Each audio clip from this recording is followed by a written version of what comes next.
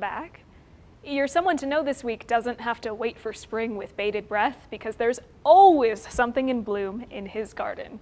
Meet Rod, the tree hunter, Haulenbeek.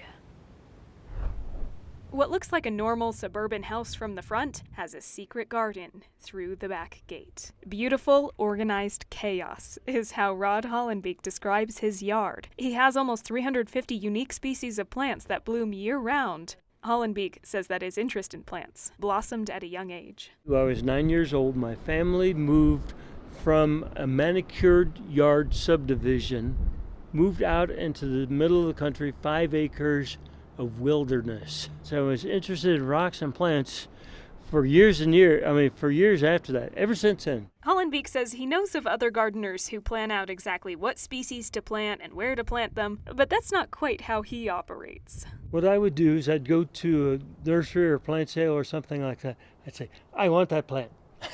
When I get home, I'll figure out where to put it. And Haulenbeek's love for plants is infectious. Not only does he help with just about every local tree and plant program that you can think of, but he also hosts tree walks for novices and experts alike to get excited about whatever's putting down roots in northern Nevada. It was actually a frustrating bird-watching expedition that gave him the idea. Birds, they're small, they're far away, you can't touch them, and you're lucky to see them.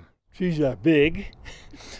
You could walk right up to them. They're not going anywhere. Back in his own yard, Haulenbeek does exactly that, walking visitors up to each and every tree, bush, and flower to teach them more. He has about 30 species in bloom right now. Last summer, at its peak, his yard had over 90 plants in bloom. But he doesn't get sad looking at the plants that have died since then. He says what you're looking at is the promise of another spring.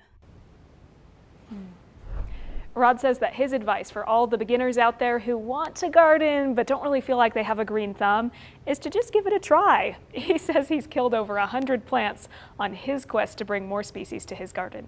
But that's all part of the process. Covering your Someone to Know, Faith Justice, 2 News, Nevada.